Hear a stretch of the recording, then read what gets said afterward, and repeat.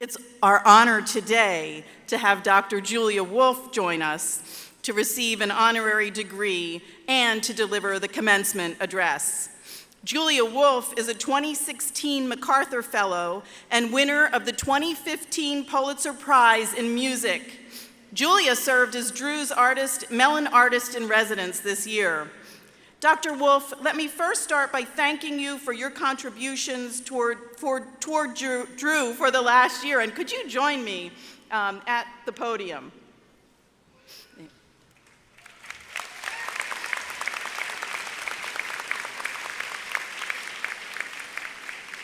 Your inspiration from folk, classical, and rock genres have enlightened our students, and it's clear how you bring a modern sensibility to each while simultaneously tearing down the walls between them.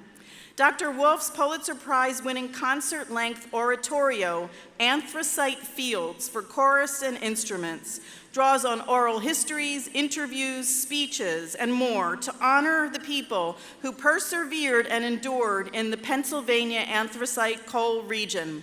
Dr. Wolfe's music is distinguished by an intense physicality and a relentless power that pushes performers to extremes and demands attention from the audience. Recent projects include her evening-length steel hammer for Bang on a Can All-Stars and Singers, which received its New York premiere at BAM's 2015 Next Wave Festival.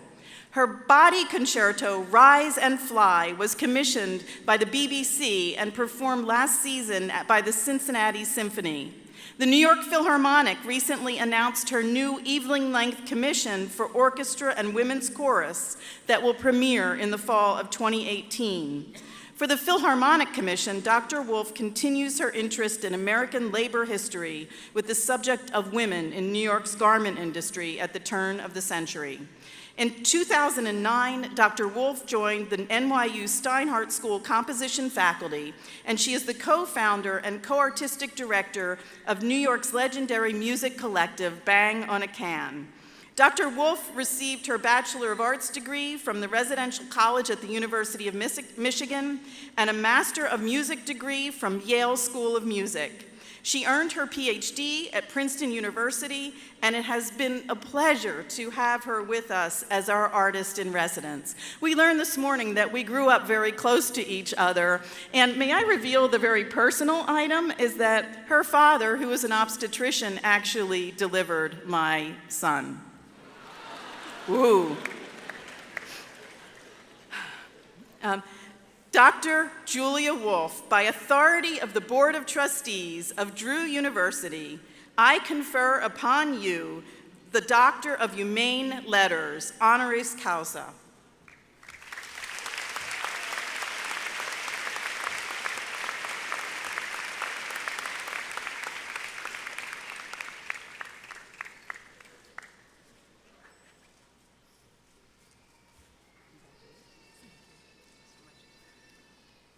Congratulations. We're very much looking forward to hearing your thoughts for our graduates and guests today. And thank you for spending this year at Drew. Thank you. First, I want to say it's an incredible honor to have met Reverend Barber and to hear him speak. It rocked my world. I just want to say that. Well, you made it. You're here today. I want to do one extra cheer for the class of 2017.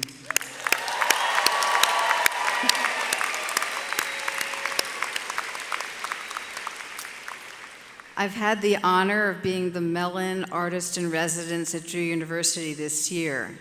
I've loved working with students and faculty. Being a part of the Drew community has allowed me to see the creativity and the tenacity of Drew University students. You came here to challenge yourselves, to explore new worlds. You leave here with friends and with infinite possibilities. I am a composer. To a lot of people, writing music is a mystery. People think composers sit around and drink a lot of coffee or a lot of wine and wait for inspiration to strike. But that isn't how it works. I don't mean to erase any of the magic or glamour, but we are just regular people who have to not check email every 5 minutes and get down to work. In the midst of all that work, like in any field, eventually a light bulb goes off. I get an idea. Then I dig in, focus, develop the idea, make it whole. You, Drew University graduates, have worked hard to get to this day. You are smart, dedicated, educated, but the journey has just begun. Many years ago, when I walked onto a college campus, I had no idea what I was going to do. I was political-minded and socially conscious. In my second semester of my freshman year, a friend pulled me into a music class. The professor, Jane Hyrick, told us this was not going to be an easy class. If we were looking for a free ride, we were in the wrong place. We would learn to write a piece of music. I had no idea what that meant.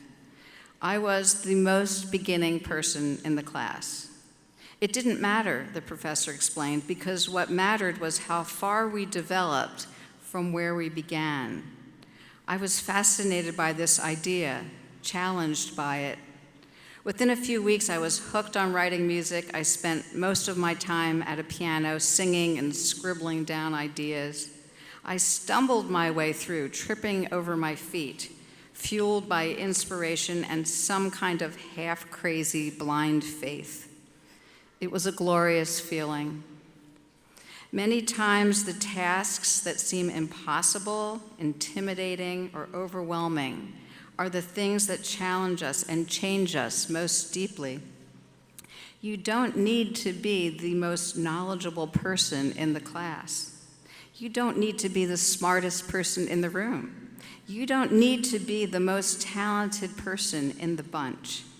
The ability to get up when you fall, to persevere when you feel inadequate, to experience the joy of breaking through to new territory, that allows for true learning, and that allows for true success. I went on to become an assistant for Jane's class, waited some tables, started a theater company, and eventually headed off to graduate school to delve deeper into composing. When I got out of graduate school, I moved to New York. I was entering a field which in some ways almost didn't exist. And certainly women in this field were few and far between. I would meet my two composer friends, Michael and David. We would meet in coffee shops and delis and complain about the state of classical music.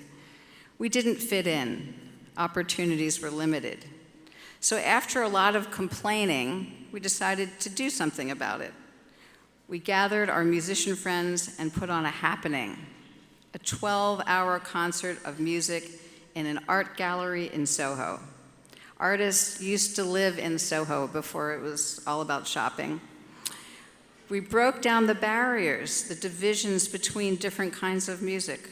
We did away with the tuxedos. When we were sweeping up at 2 a.m., we thought, let's do it again next year. We had no idea we were starting something. That ragtag bunch of 20-something-year-olds is now a multifaceted, internationally celebrated music collective called Bang on a Can.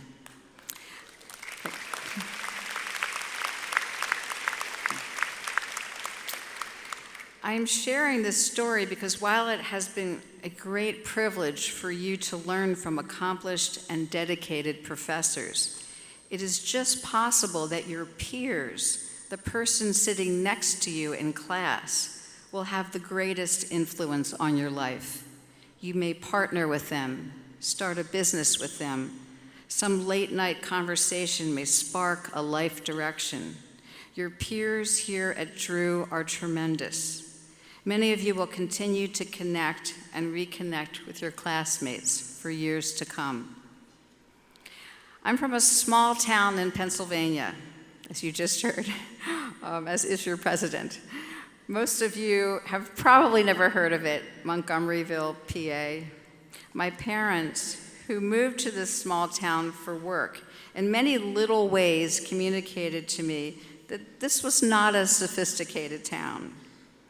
We would drive south down Route 309 to go to Philadelphia, where there were good restaurants and culture.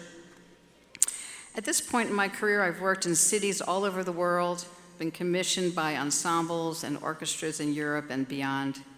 But recently, for the first time, I received a commission from a chorus from my home state. I decided to look homeward for inspiration. Just north of where I grew up is the anthracite coal region. We hardly ever headed in that direction, maybe occasionally to go to a hardware store or a farmer's market. I decided to look further north to towns like Scranton and Wilkes-Barre. I went back to the choir and I told them my dream was to create an hour-long work about the anthracite coal mining region, add instruments, have large projected imagery behind the choir. They just wanted a 10-minute choral work. But you can have a conversation with your employer, with your coworkers. You can share with them your vision and your dreams. Sometimes they actually say yes. And this conductor said yes. After about a year of research, interviewing miners, talking with local historians, going down into the coal mines, and visiting patch towns, I wrote an hour-long musical composition called Anthracite Fields. My aim was to honor the people who worked in this region, to reflect something about the life there. I learned so much. I learned about community, how everyone depended on each other, about hard and dangerous work, about how that work allowed others to live in comfort, about how laws for workers' safety were fought for and won. This very earthy piece of music about coal went on to win the Pulitzer Prize in 2015. But the real prize for me has been connecting to a very special community of people who were touched in some way by this vast industry that at one time fueled the nation. Pretty much every week, someone writes to me about the piece. They share their stories. Their father worked in the mines and died of black lung. Their grandfather narrowly escaped being buried in a cave-in. They tell me the music captured something about that life, remembering it in a different way than books and documentaries do. Here at Drew, I co-taught a class called Documentary Expression with art professor Rebecca Soderholm. Yes, Rebecca. She deserved a round of applause.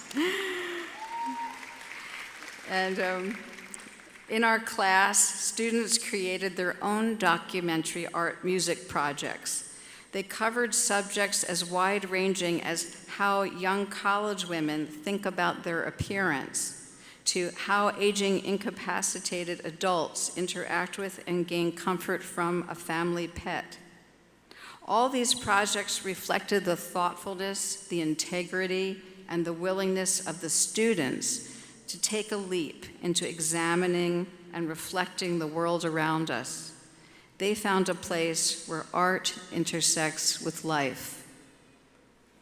I would like to take a moment to acknowledge the Drew faculty involved in this residency.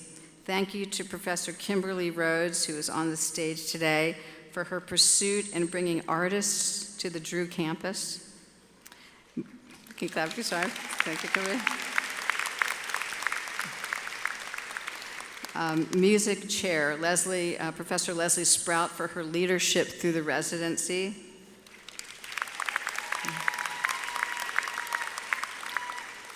Professor composer Trevor Weston for wonderful conversations about music. And economics professor Bernard Smith for his guidance on the research for my next project. And last but not least, my terrific co-teacher, art professor Rebecca Soderholm.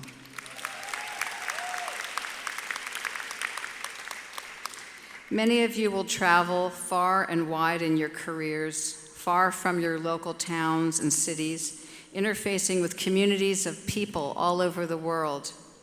Because music is an international language, there are no barriers to conversing with people at pretty much any part of the world.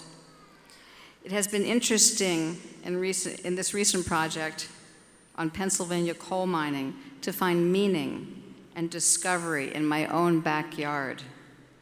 We can find meaning in all that we do, in our hometowns, in humble roots, in travel, in telling stories, in connecting with people who walk different roads from the roads we walk. I wish for all of you great and inspiring adventures, no matter what fields you pursue. I wish you work filled with meaning, work which even in small ways brings light to the world. Thank you.